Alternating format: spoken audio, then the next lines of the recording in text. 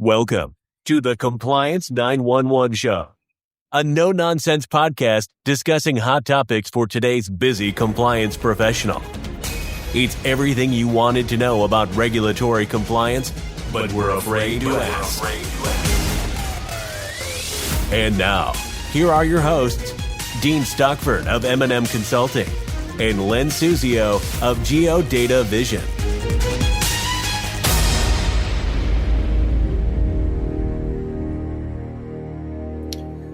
So what interesting topics did you bring to our discussion today, Len?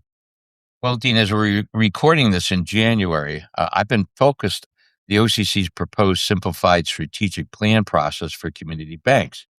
At first I thought that it would be too narrow a topic to be of much interest to all our listeners.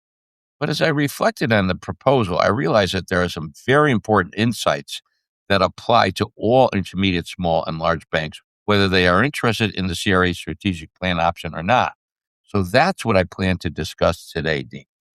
Well, you certainly have piqued my interest, Len. What are you talking about when you say that a proposal aimed at the CRA strategic plan option contains valuable insights for all ISBs and large banks, whether they are interested in CRA strategic plan or not? On December 18th, yeah, expand. Well, it's true, only a handful of banks have ever used a CRA strategic plan. And I'm going to applaud the agency for trying to do something to make it a little bit easier. And on December 18th of 2025, the OCC did publish a proposed, quote, simplified plan process for community banks.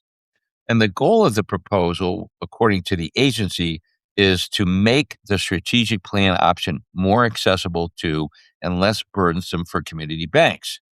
At first glance, it would seem that the proposal will be of interest only to OCC-regulated banks and only those banks interested in a CRA strategic plan.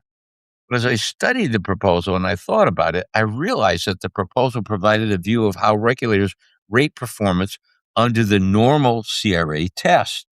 The proposal identifies two types of goals to be included in a proposed strategic plan, what it calls the elective goals and the custom goals. The custom goals are bank-specific goals to be used when the elective goals are not suitable for the bank based on its performance context. And that's a quote directly from the agency itself. The proposal, insofar as those unique situations are concerned, is of little use. But it is the elective goals that the agency proposes that I find useful and instructive for banks, whether they are interested in a CRA strategic plan or not. I say this because the proposal offers specific examples and quantifiable measurements for elective goals that would correspond to satisfactory or outstanding performance ratings. And other than the 2023 CRA rule, which has been rescinded, the agencies have never published anything like that. Anything specific. It's always been generalized. Well, pardon me for interrupting, Len, but it seems to me that most banks that develop CRA strategic plans are doing so because they believe, under the circumstances, that normal CRA performance standards don't necessarily apply to them. In other words, those banks would propose bank-specific goals, what the OCC calls custom goals in the proposal. Am I correct? Yes, Gene, you are correct. And the OCC's proposal gives no real guidance on those situations that are truly unique, and which are the real reason why most banks that have used the strategic plan option do so. The proposal focuses mainly on the elective goals that the agency says is developed by considering measurable goals in approved strategic plans and the OCC's experience in evaluating community banks' performance under the otherwise applicable performance tests and standards. So ironically, I don't see the proposed custom goals as being very useful for strategic plans that truly require different performance measures, but the elective goals definitely are relevant. The elective goals developed by the agency would apply under otherwise performance tests and standards, and that's where there's real insight to be gained for banks that don't use the strategic plan option. To be sure, in typical regulatory gobbledygook, what the agency gives in one hand, it takes back with the other when it says, quote, the elective goals are not safe harbors. But it may be indeed modified based on public comments. Nonetheless, the proposal does offer very specific quantified performance standards that should help any bank develop its own internal performance goals for CRA purposes.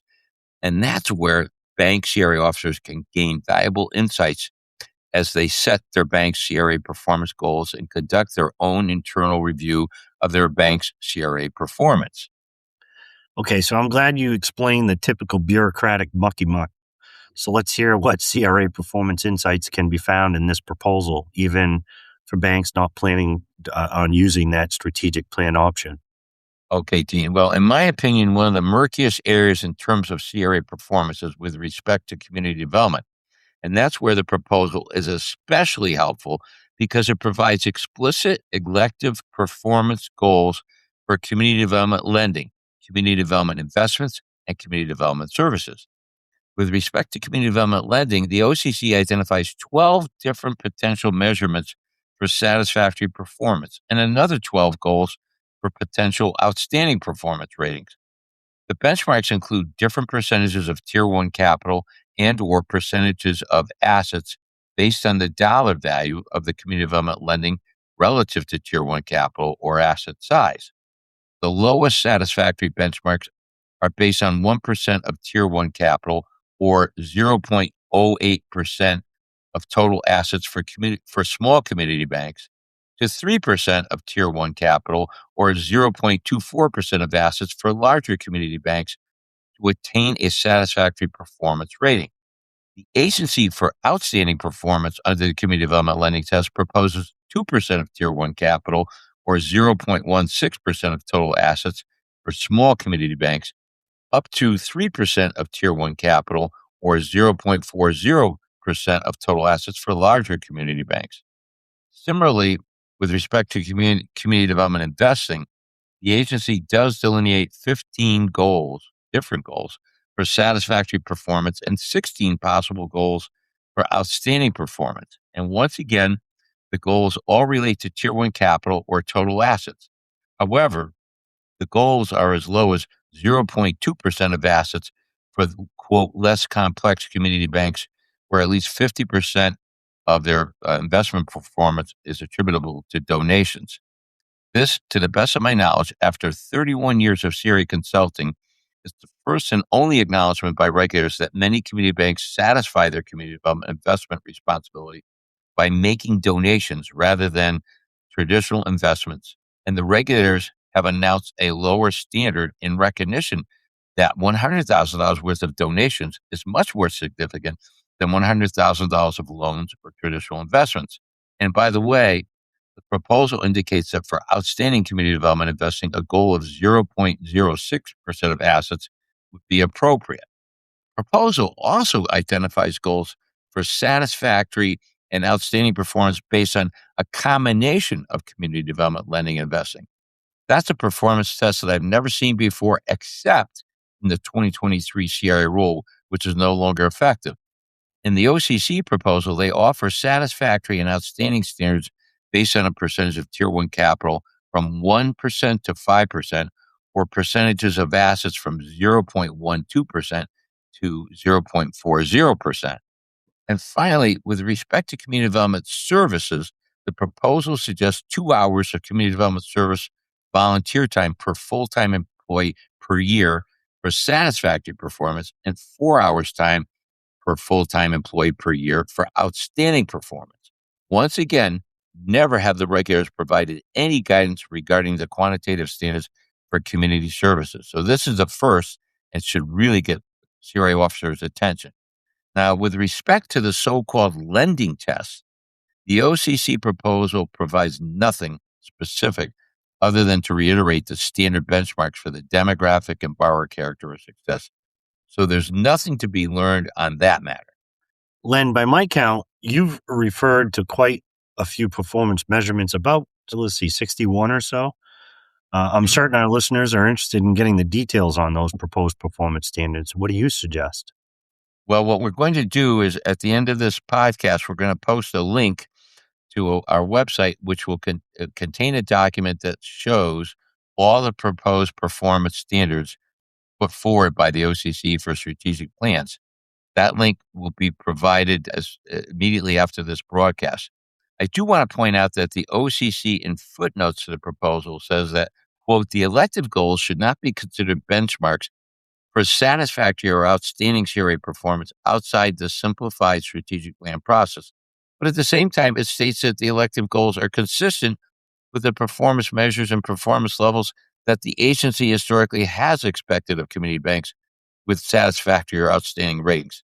So in light of that statement, I believe the elective goals are extremely useful for banks to consider when they are operating under the normal CRA performance standards. And therefore, all bankers listening to this podcast should give them consideration and should definitely inspect all those 61 tests and standards which we will make available.